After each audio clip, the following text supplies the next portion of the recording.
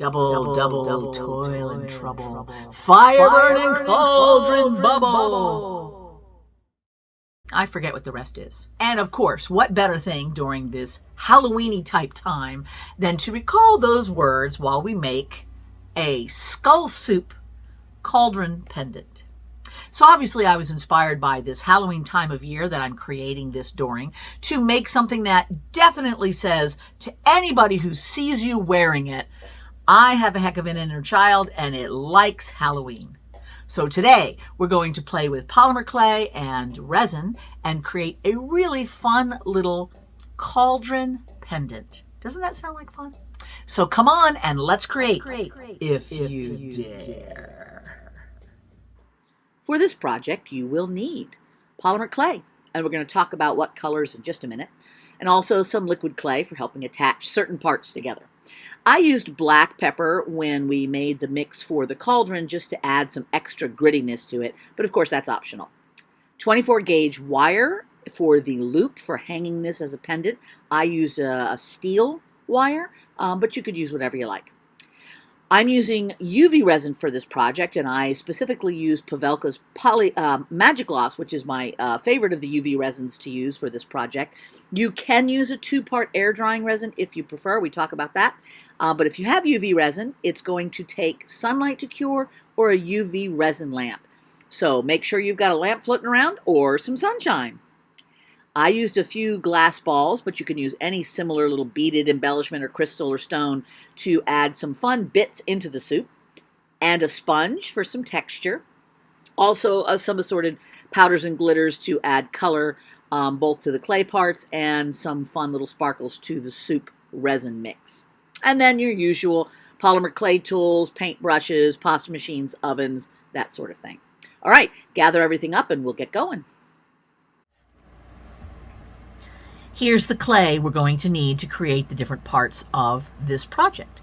So for the little skulls, and I'm mixing up more than we need for each thing. I always like to have a little extra.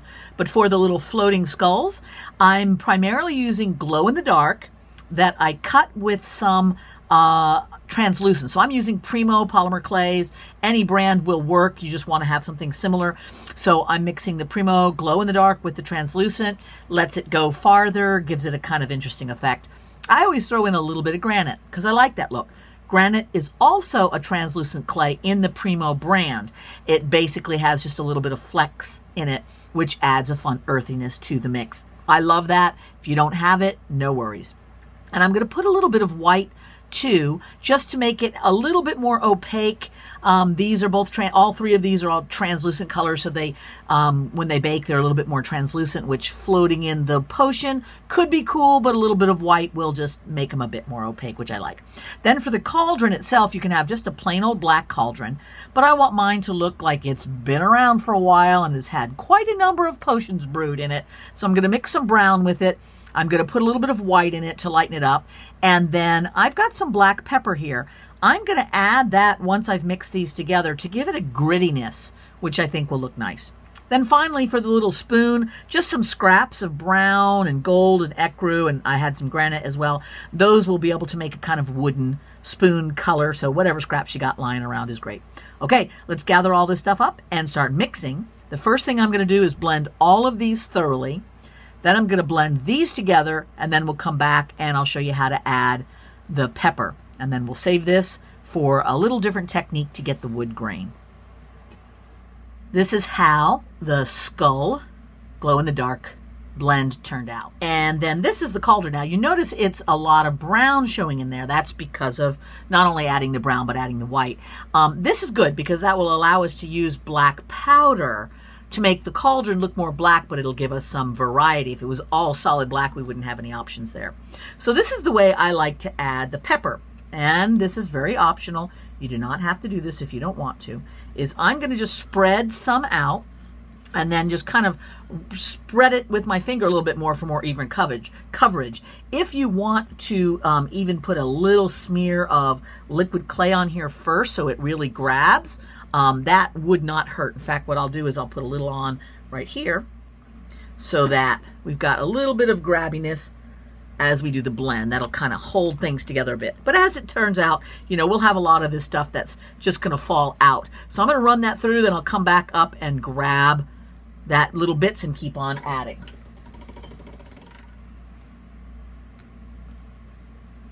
And you just keep folding it and putting it through the machine. So as you can see, a little bit of those speckles are starting to show up.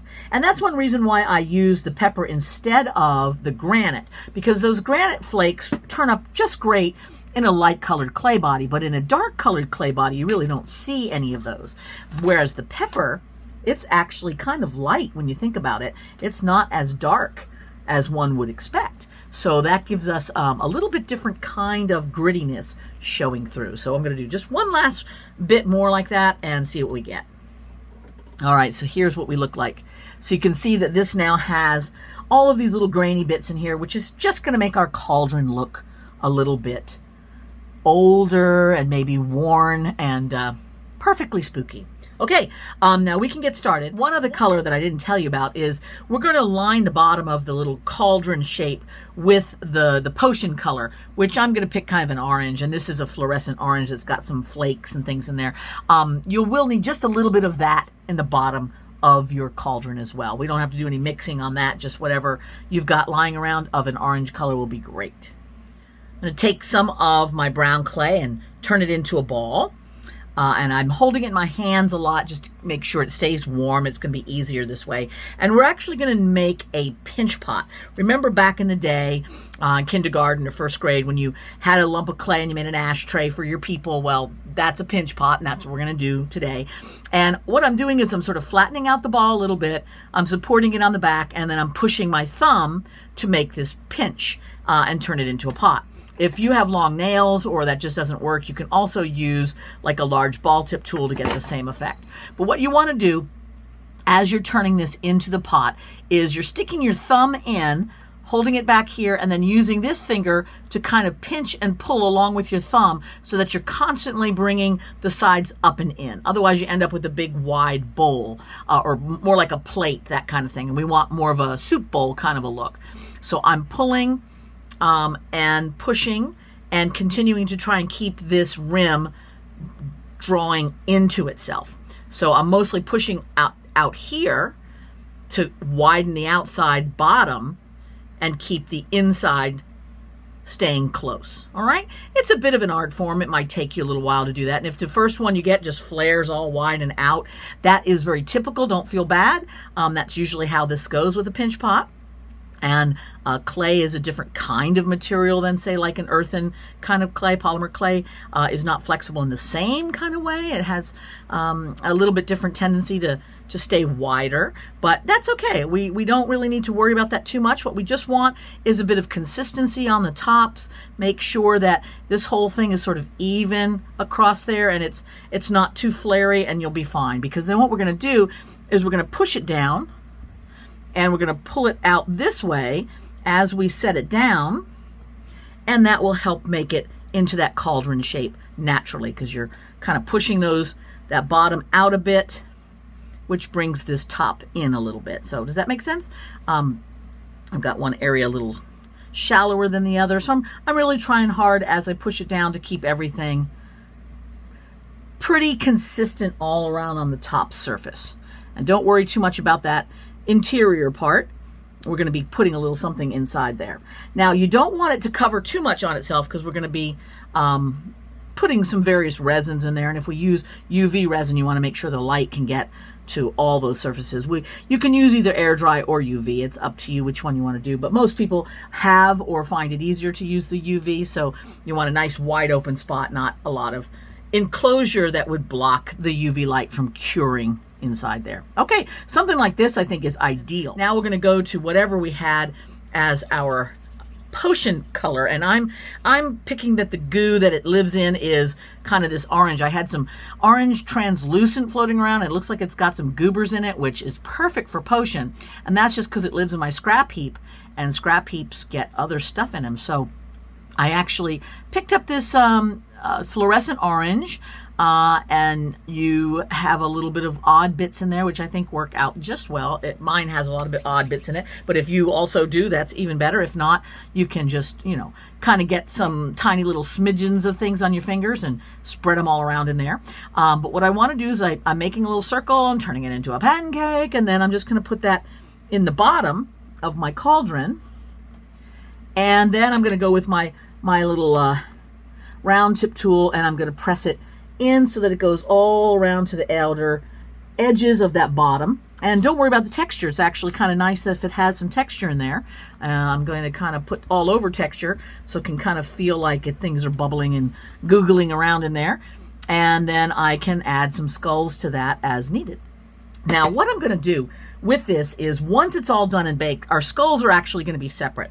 And we're going to bake all of this, put a couple of layers in of our potion resin, and then start sinking the skulls in so they can kind of be at little different heights and float around that way, as opposed to just making them all attached to the bottom, because then we'd have to fill this up a little bit more, so we're putting just a little surface rim on it instead of making that sort of depth of liquid thing. And I think the depth of liquid will be much more fun. So I think just something like that. So this is, it's got a little like a pinky's width from the bottom to the top, something like that. And then this is curving in slightly. We've got our potion-y gunk down there at the bottom. We're looking pretty good. So now what we need to do is we need to add the rim of our cauldron, some handles, and a way to hang it later, because that's always a good thing to do. We can also add that hanger at the end by drilling some holes in it and embedding it in the resin. So if you forget, it's okay. There's other options, but I'd like to add it now because I think that'll be the easiest. And then we can start adding the skulls and the wooden spoon and bake everything and then assemble it with our resin at the end. So that looks pretty good, I think, so far.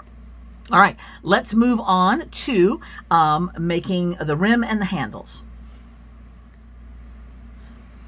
All right, I'm going to do the hanger first, because what I'm thinking, you've got a couple choices. You could use the wire embedded into the handle that goes down into the body of the cauldron, and then you could just hang it directly from the handle. But then you have a handle on top and bottom. I think dynamically it's a bit more fun if they're sort of off to the side. It looks kind of fun. So I'm going to make a separate hanger just out of this. Now this is it's a annealed dark steel wire, and you can get any kind of wire that you want. I like this one because obviously, look, it fits in with the whole cauldron look. I'm going to take my needle tool. I'm going to wrap it around so that I get a wonderful little circle there. So you see how that's making a nice loop. All right, hang on. Now once you've got it like that and it's crisscrossed, then you do like a twisty tie kind of thing, where you just kind of crisscross it over and just twisty tie it. And I'm going to wrap it around 2, 3, 4, maybe about 4 times or so that we end up with something like this. You've got your circle up here, you've got a couple of twists, and then your legs coming out from there. And then I'm going to take my pliers, and I'm going to go straight out with either side. And we're going to make this kind of curve, and it's going to go on the rim underneath the loop. So it'll be sticking up here, and then the loop that we put around the top, the rim, will cover it. And this will help it stay pretty stable in there and give it a nice grab, because otherwise what sometimes happens is you just poke in like a little bit of a bail or whatever, and it can easily pull right back out again. Polymer is a plastic and it's soft, so if it gets a lot of wear and tear, it can pull right on out. But if you've got something like this that's resting on a fair bit of that surface, it's going to be a lot stronger and more durable. So what I'm doing is sort of micro adjusting this wire. And that is pretty long wire. You don't have to have it that long if you don't want to. You can trim it off, but I'm going to have at least that long. And in fact, let's just get a little teeny bit gone, but how about like this? Let's just say something like this would be ideal, that sort of length.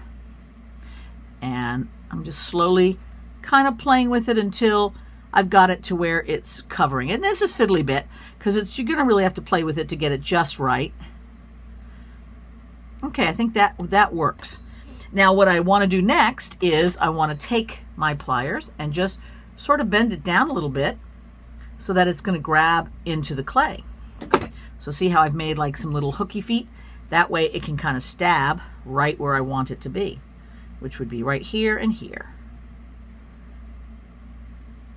All right, I'm going to place that into position. And what you should ideally have is that this wire is going to get covered by the little thing we put on the rim, and then we have our nice little holder there sticking out at the top. So I'm going to take my liquid clay now, and actually I'm going to just put a little on my finger so I can brush it on the surface here all around. This is going to allow me to put my snake of clay, my coil of clay, up on the top, and it will help grab on there, because what liquid clay does, and you could also use, this is translucent liquid Sculpey. Almost all the clay brands have their own version of a liquid clay, and they're all fantastic to use. Sculpey also has Bake and Bond, which is like a liquid clay that has a heat-activated glue in it as well. And so that's another nice thing that you can use. I'm going to now take either a needle tool or this scratch tool, and I'm going to poke it so that I get a roughened surface. Those of you who have ever done earthen clays know that this is something that ceramicists do all the time. They scratch and add slip, which is a liquid regular clay, and the slip part, the scratching part, helps that slip really grab on so that the two become one, which is what you want. Okay, so now I'm going to take my clay and make a little ring, a little snake that'll go all across that surface and hide my wire, as well as give it more of a cauldron-y look. So this can be whatever thickness that you want, but too thin is not helpful. You'll also notice that I'm not overly worried about making it exact. This has got a rustic feel to it, so some ridges and things just give it more of the look of like a hammered steel kind of a thing going on, or a hammered iron. So I'm going to take this, I'm going to press that up there first, and come around there, sort of pressing as I go to make sure it's grabbing good. Because if you lay it on the surface too lightly, then when you go to grab it, it changes its shape a little bit, and you get too much or too little, so that makes it harder. So I'm going to just come right to there, and I'm going to cut one on top of the other, put those two ends together, and then we'll smooth that in place. All right, so now I'm just pressing all around, making sure that it's grabbed on there really well. I'm trying to minimize any goo that's sticking out from underneath, but we'll clean that up in a minute. That definitely will give it a nice cauldron-y look. And a little bit of liquid clay here where we're blending those two together will help that happen a little bit better. And then I'm going to give it a little bit of hammered texture too.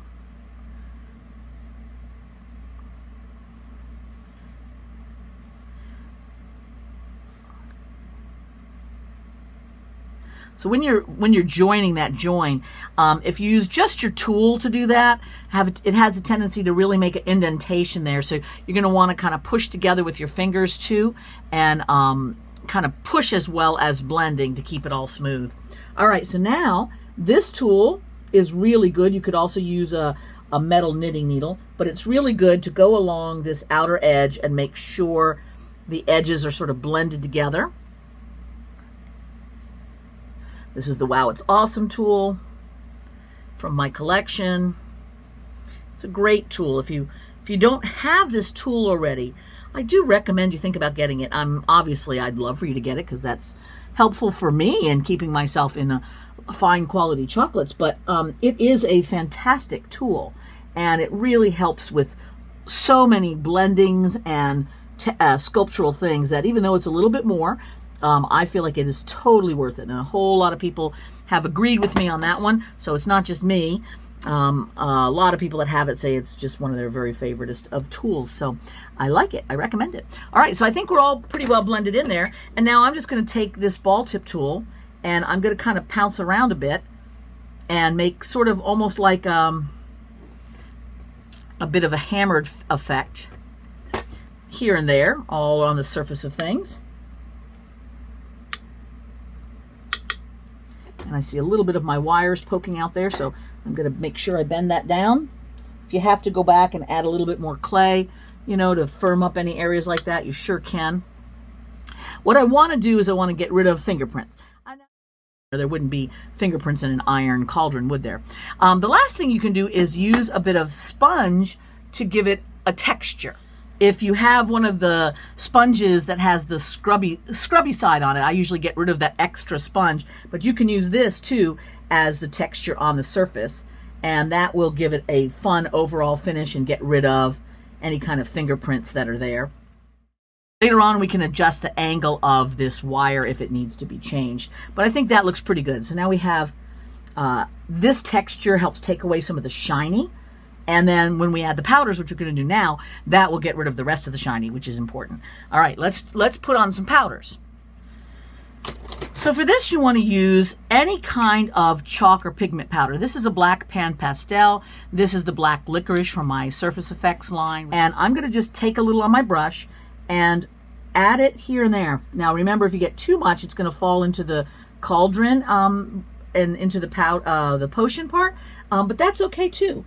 That's not a problem at all. That can look nice. So I'm putting this around the outside here and just here and there on this, so that gives it a little bit of a different appearance. So see how that kind of gives the whole thing a bit more nice little kettle black kind of feel to it, and gets rid of the rest of our shine and the rest of our fingerprints. All right, very good. That will work.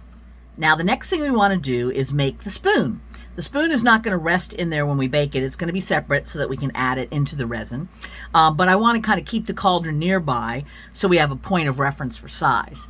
So what we're going to do is we're going to take our clay scraps that we had, anything that is in the wood family, and I'm going to kind of mix it up so that I've got lights and darks kind of spread out, and kind of smash that down a little bit. And you can use a roller, you can use your hands, and I'm going to run this through the pasta machine so it gets stripy. So let's go and run this through first.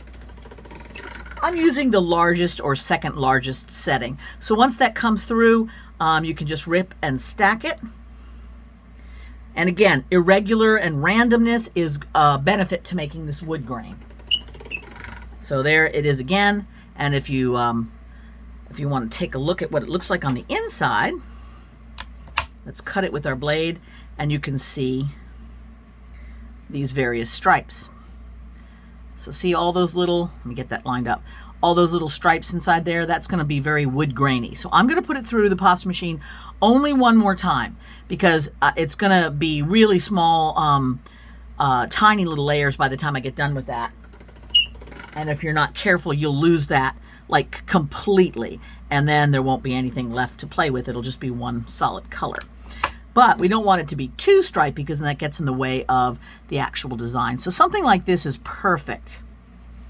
All right, so you can see that there's definitely sort of a wood grainy effect going on. It's got a lot of the feel of like just something that you would carve a spoon out of just naturally. So what I'm doing is I'm pushing that together so that I've got the goober. So I've got this kind of wood grain thing going on here. And I'm going to turn this into a sort of a spoon shape and then sculpt it just a little bit. So I want to start with the slab, and I'm kind of flattening that out, and you can see about how thick it is. Spoon thickness. And I'm going to take my blade, and I'm going to just do your standard kind of spoon shape so that it's sort of rounded there and straight. Don't make it too thin. We'll sneak up on the thin. And the reason I'm doing this is so that I can kind of carve this into a spoon and not mush it into a spoon, because mushing it is going to change all those little lines, right? It's going to make them start stretching and blending, and you want to keep the look of wood, don't you? So this is, let's take a look at our cauldron. That would be a really big stirring spoon for that cauldron, but that's not too bad. So why don't I make this just a little bit smaller, thinner here. About that length I think is good. And this is going to be, by the time I flatten this out to make the concave end of it, it's going to get a bit wider. So I'm going to cut this a little bit smaller there so it can grow bigger. And I think we're looking pretty good. So let me just firm that up a little bit here. Now I'm going to go back with my ball tip tool, and let's take this big one here first. And let's use that to make our classic spoon shape. Because you see what I'm doing is I'm making that, but it still has all of the grains running through it. And that's kind of important. So now all I need to do is come back with my tool and kind of notch it around so that I'm starting to smooth those edges and make it look more like a carved thing. This particular tool has a wedged side here, so I can press down. You're not going to see the back side. You know, it's just going to be sticking out of the cauldron. So as long as it's tucked out of the way, it doesn't have to be a perfectly rounded thing, which is nice. So now I'm going to just sort of finesse that handle there, flatten it a bit more towards that top side, make it rounded. Just going back and forth to my various tools.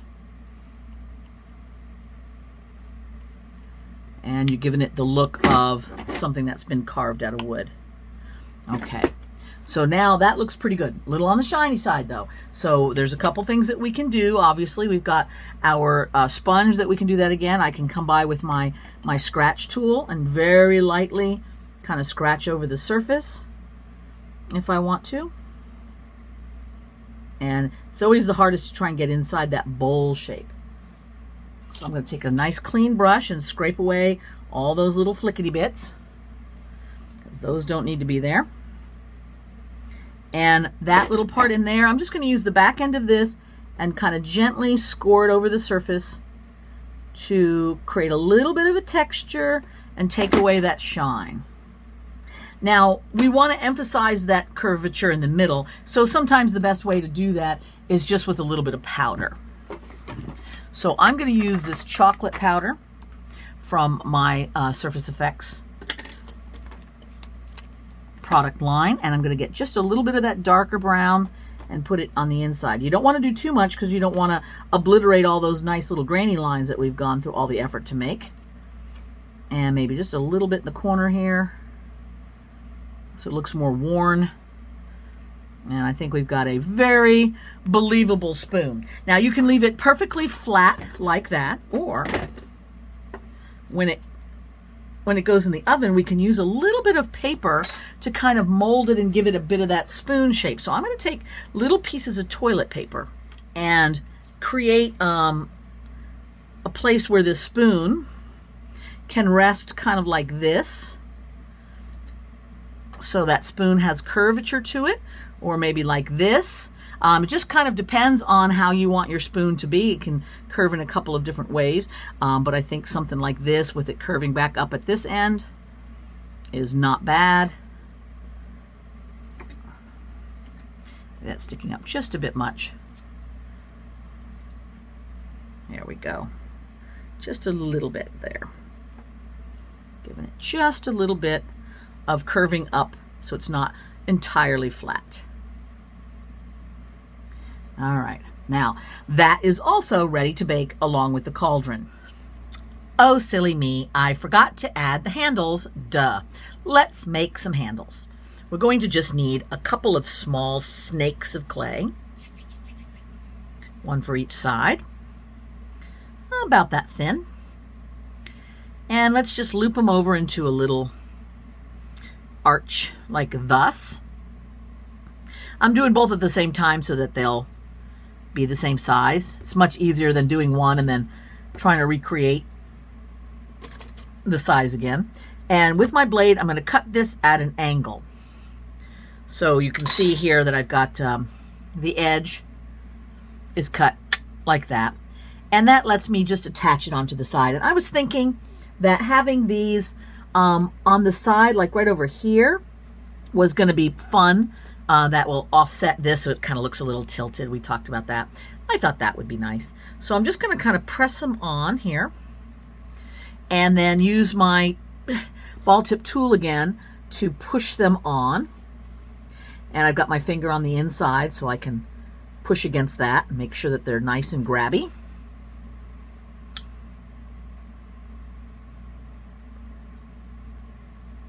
That should make them blended really nicely.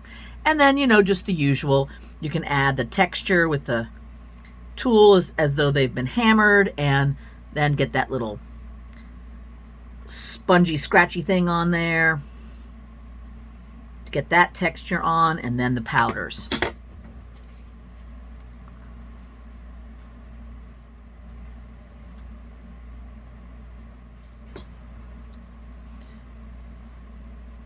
That looks good. I think we've got it. All right, here's our little spoon. And I decided to put a little bit underneath here to upturn that end also. So now we need to make some little skulls to be bubbling around in the pot, which is what we're going to do next. First thing we want to do is make sure our skulls are going to be the right size.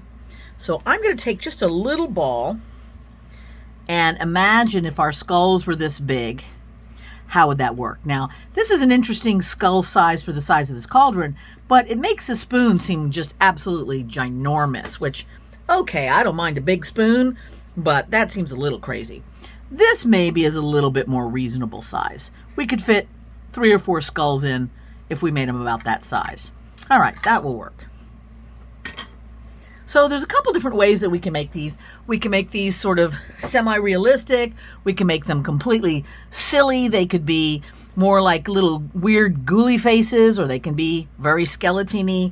I'm just going to start off with a typical kind of stylized skull. And all I'm going to do is I've started off, let me start at the beginning. Start off with a circle and then make it into a bit of an egg shape. All right, so we've just got this little egg shape. And I want to make the bottom half where the jaw and the teeth are going to be just pinched down a little bit. So it's almost not quite like a light bulb, but you're just sort of pinching that down a bit. And I'm going to take a ball tip tool. I've got one about this big. This is a good size. And just make 2 eye sockets. All right, so we're halfway there, right? Now, nostrils are just little pokes here.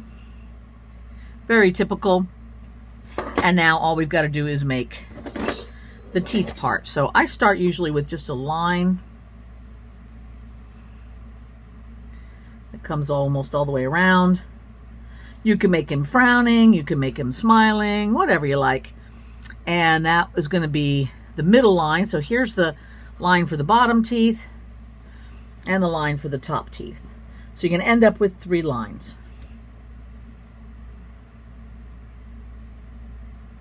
And then all you've got to do is start in the center, make that little line in the middle, and I'm going to come here and then I'll flip it around and do it from the back side, because otherwise it goes down onto the chin part. I'm just going to get those little teeth lines like this. And then we'll spin it around and just make sure that they, looks like they come all the way to the bottom already, but if you needed to do more, you can come back and touch it up that way. Okay, so that's just like the super simplest skull in the universe. And the way this looks like a really effective skull is to get some powders in there. So let's get caramel. That's another one of my favorite colors, and this is just sort of a medium brown. Okay, so I'm going to get some of this caramel colored brown,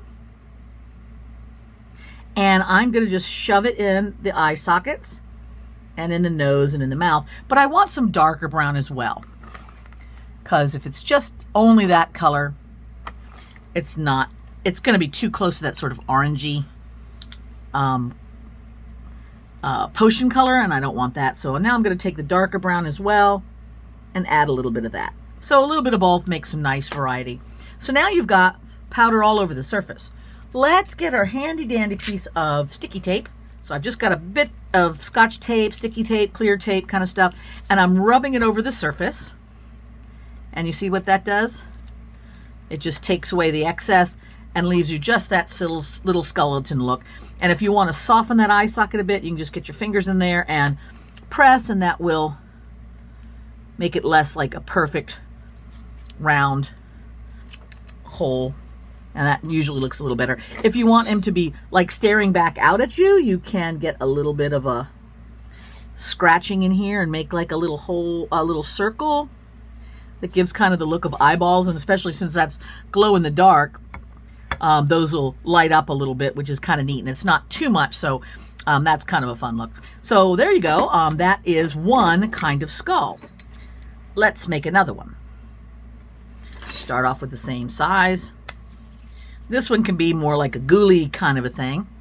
So we're going to squish that out a little bit, and we're going to make him shouting. So I'm going to take my tool and just open it up in the mouth area like he's just hooting. And then we're going to make like eyes that are sort of closed. And you know how you kind of pinch your eyes shut when you're shouting? So I've got like a little crow's foot on either side. See how that goes? And then we can make some kind of the idea of teeth up in here by pushing on the top and the bottom. So now you have a shouting dude. And we're just gonna smooth away so his teeth stop. There we go. And now let's powder him up. Combination of the two colors.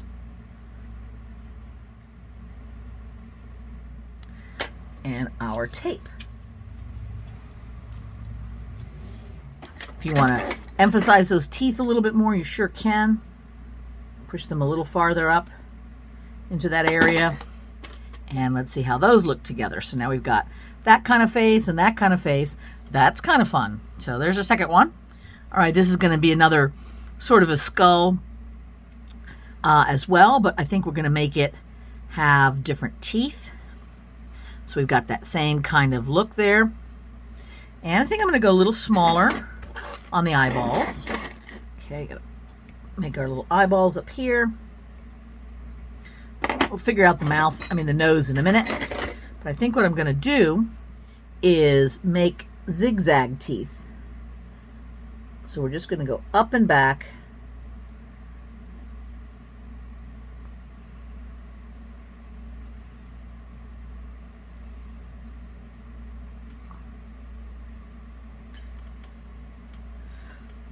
And then we can make the lines.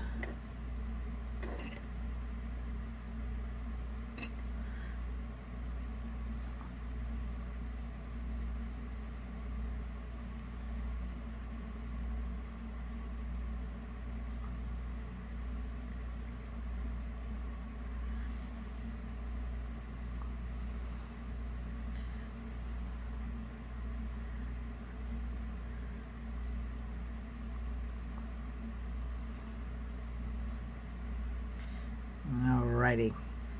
How's that for some funky teeth right there? And we'll do the same sort of a skull nose on this one. Only we'll kind of put them close together so it's kind of got just one nose hole there. So it's like an upside down heart so that it looks a little different from that one. And if we want, we can make this more angry by tilting this up. So you get your tool in here and you kind of pull it up a little bit. See how that makes those have more angry eyes? And you can add a little bit more brow furrowing down if you want that angry look. Smooth that up a little bit. All right, powder time.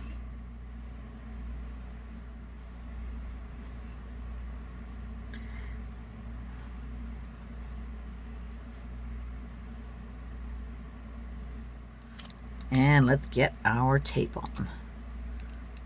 All right, so we've got two kind of skull looking things and one shouting weirdo, which I kind of feel like this shouting weirdo maybe needs little horns.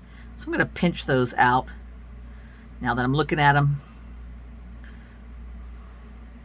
So all I'm doing is just pinching those little horns out of there. That's more interesting, don't you think? Okay, one more. This one will be another one with a big open mouth. So I'm going to start by just pushing a line in down here to make that kind of an open mouth thing. Let's get our little tool in to smooth that out a bit.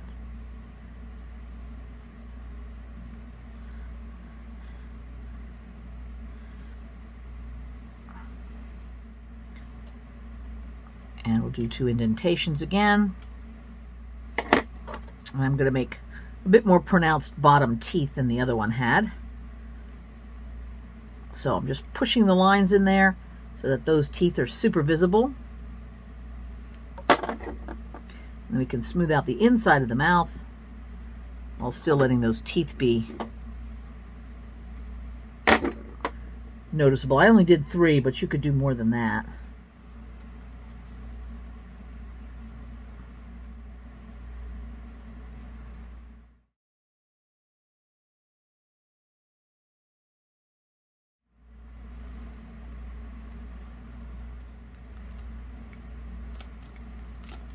Okay, so let's see what these look like next to our cauldron in terms of size.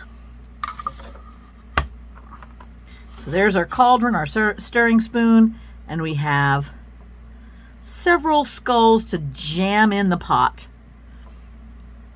I think that's perfect. All right, let's bake. So you can bake all of these at the same time. I recommend that you preheat your oven to the temperature recommended on your clay packaging.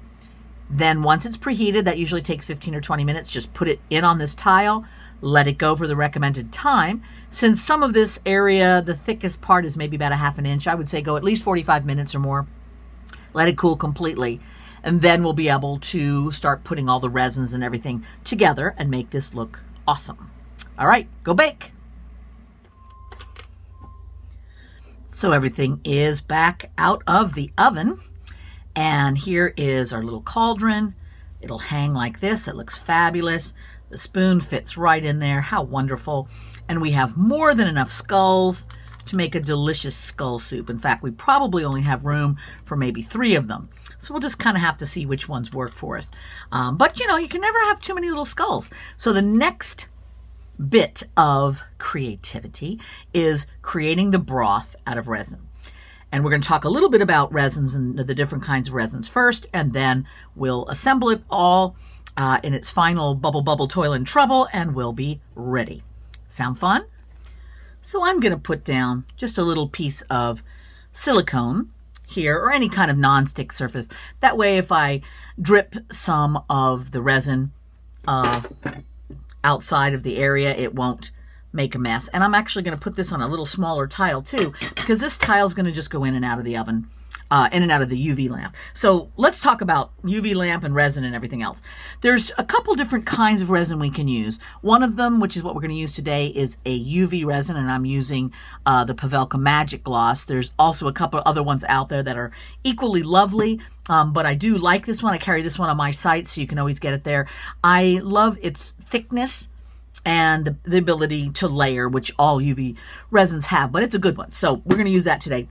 You can also use a 2-part resin, and a 2-part resin is 2 equal portions, an A and a B, that are mixed thoroughly together and then all poured in, and there's pros and cons to both. This one you can use thin little layers. It takes, probably about 5-7 minutes per layer, and I'm talking thin, 1/8 of an inch, to cure. And you can use the sunlight, but most people use a UV lamp, like the kind that you would use to set gel nails, and you can get those online and craft stores and things. They're not too expensive. But the nice thing about them is you can work lots of little layers. It's immediate. You can do it indoors anytime. You don't have to sit around and wait. You don't have to mix anything together. So it's great, and that's why most people prefer that for small projects like this.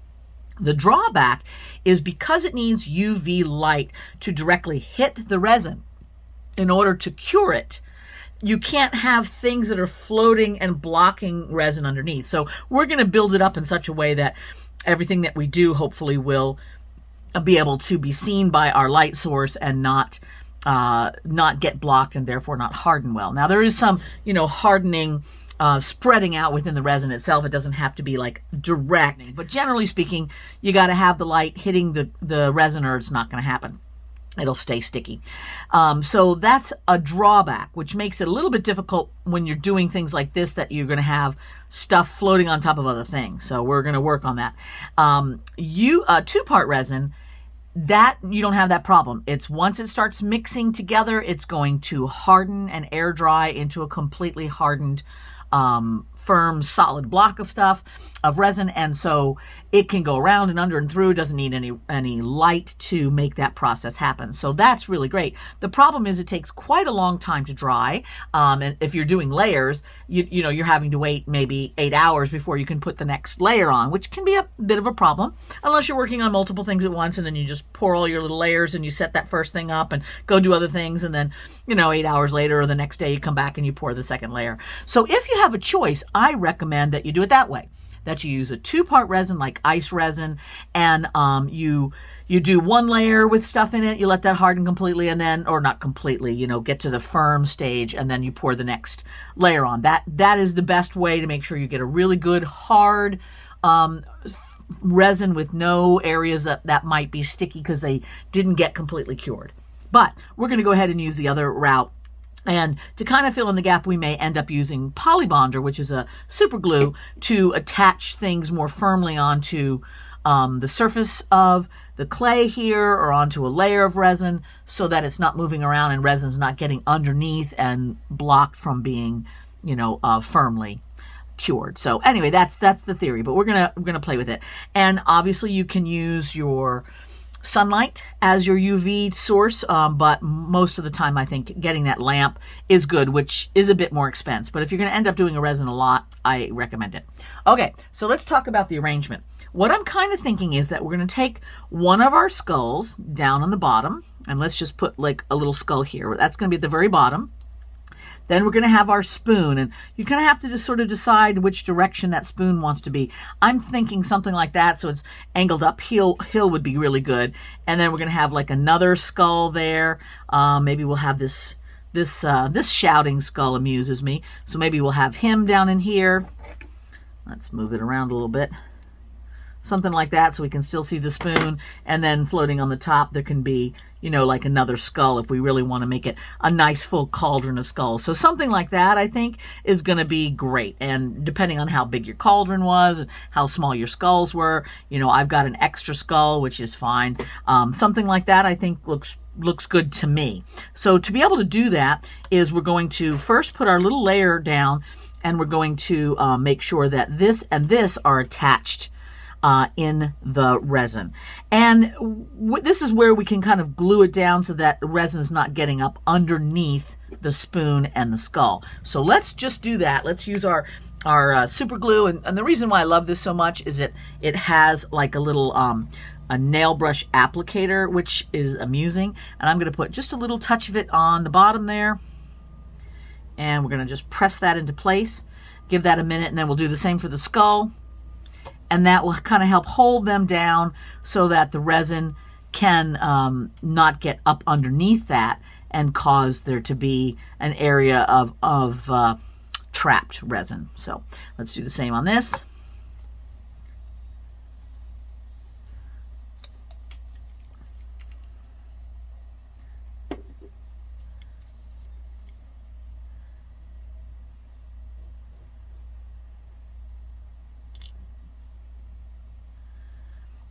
And then we'll be ready to go.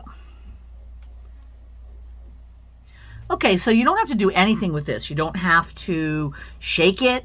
You don't have to do anything other than just pour in a little layer. Now, I'm not going to put much, because remember that the thinner the layer is, the more likely that it's going to cure quickly. And I'm going to put just a little inside each eyeball there, and the nose, and the spoon, so we can start to fill up those spaces. Now you notice that there was a little bit of air bubbles in all of that, so I'm gonna kind of get rid of some of those air bubbles. That one's got quite a lot. It got gushed as it came out. Sometimes that's nice, so I'm using my tool, and I'll wipe that tool off. And remember that this doesn't air dry, so you're gonna wanna make sure that you cure the wet wipe too, and so you can dispose of it properly. And I'm going to go put that under the UV light for a couple of minutes. All right, so I've cured this in the UV light for, probably 5 minutes. And you can tell when you tap it with a pointy needle tool that it's going to be hard. It's not going to be gummy. That's what you want. And these are the areas like behind here that are going to be the most susceptible for not getting fully cured, things that get hidden underneath. So you may, even when you put it in the UV lamp, you might cure it, and then you might tip it up and put something underneath it so that the light gets down into some of those inaccessible corners. Obviously, don't do that first, or you've got resin that will spill out. But once you've done a cure, you will might find other little angles. The other thing you can get is a UV lamp, UV flashlight, and that allows you to kind of get into cracks and crevices and give it a little bit more UV light. So you may want to get something like that. They're specifically for curing. You find them in the fishing section because they're made for curing fly fishing. That they use resin a lot of times to put some of those assemblage of flies together and then cure it with the curing flashlight. Okay, so now what we're going to do is we're going to add another little layer of UV resin here, because the next thing that's going to go in is this little guy. He's going to be fitting in like this, but he's going to be floating up at the top a little more. So we need to build up our layer of UV resin a little bit more. So I'm going to blob some more in and kind of fill up the level on here. And it's easy to want to hurry up the process and get it too full. So you want to be careful about that. It's a little at a time. 5 minutes a cure works. And I'm spinning this around so that it can get touching all the edges here. So see how as I spin it around, it will kind of get all the gaps filled in. We don't need to do this yet, but one of the things that's fun to do is to add a little bit of powder, specifically like glitter. This is a, it's called Happily Ever After from my Surface Effects line, but it's a fun little micro glitter, and you can add just a little bit of that as you build up your layers, and that will give you some kind of fun little shimmery business. You can see that's there, and we can just keep building that up as we go. So I'm going to throw this underneath the lamp, give it another bit of a cure, and keep working it up until I get a little bit more of a layer, and then I can float this next skull on top. And then this one will end up at the very end, kind of tucked in behind that spoon in that direction there. And we'll have to place that in fairly soon. In fact, let me take a look here. Nope, not yet. We still have some space to go because you want to get it in so that it can embed properly. So you got to keep testing the level. Make sure you've got that right. All right, into the UV lamp with this. And another layer. In fact, I'm going to make sure I go over the skull a little bit this time.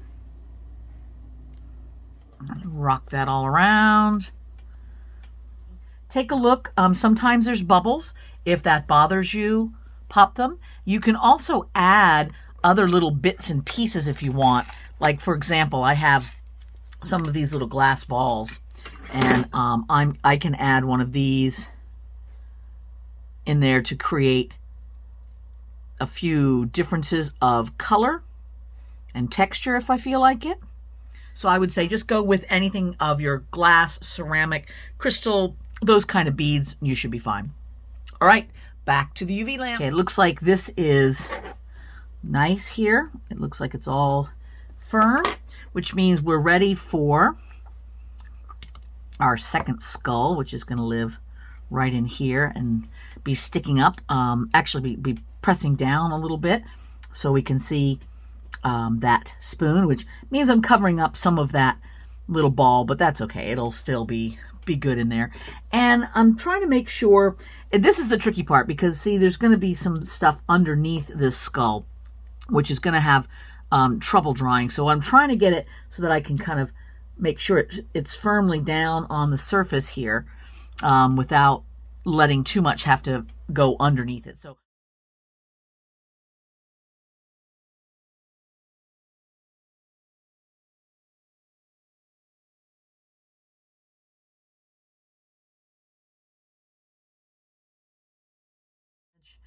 okay, now let's take a look too about this other one, because this is going to end up being up here.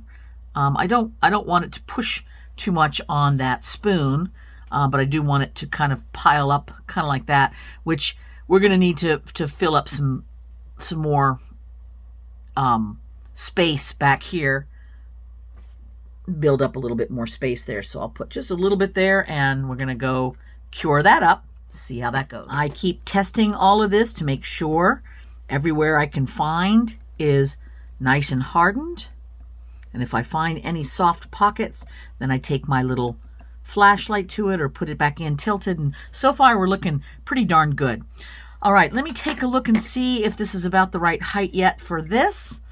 Do we want that all the way out? Upside down maybe. Remember that we're going to wear it this way. You know, it's going to tilt up, so as you're seeing it is how it's worn. So what looks the best? I really want to see that bit of a spoon in there, which I think we've got. We can have that sticking out like this. And I had it before kind of underneath there like that. I think that kind of works with him sort of sticking out a bit like that. So let's try that. And I know we're getting into an area where there's not going to be a lot of ability to get that UV back behind there. So we're going to use creative tilting on all of that. So let's get just a little bit here to help him stay. And let's get some of that in the mouth. And around. And we're going to put a little bit more of our glitter here. Okay, so I'm giving it a second to kind of drip in gravity into all the areas. And we've got our little glitter pile too, so we can take a bit of that, sprinkle it on.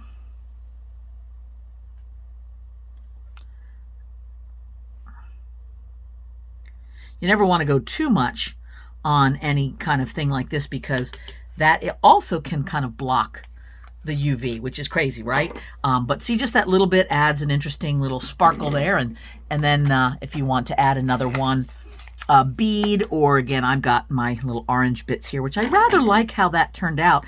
And they're down deep underneath, so I might see if another one up here on the surface would look interesting. I love these little glass balls. And let's see. It just seems like something that would be in the skull soup, don't you think? All right, I think we're almost done with the amount of resin that I need. This is enough to hold it in place without having to put a whole bunch back behind it. You see how it's got resin like grabbing all around. In fact, let me just make sure that there's enough right there to attach those, which I think they are. And I think this will be our last foray into the UV lamp, and it should be all done when we're done with that. So hurrah, let's go see what happens. What do you think? Now, you don't have to wear your pointy witch's hat when you're wearing that pendant, but it really completes the outfit. So, you know, you might want to. But I hope you had fun letting your inner weirdo Halloween child out to play. And I hope you'll have a lot of reactions from your fellow Halloween children out there when you wear it. Happy creating!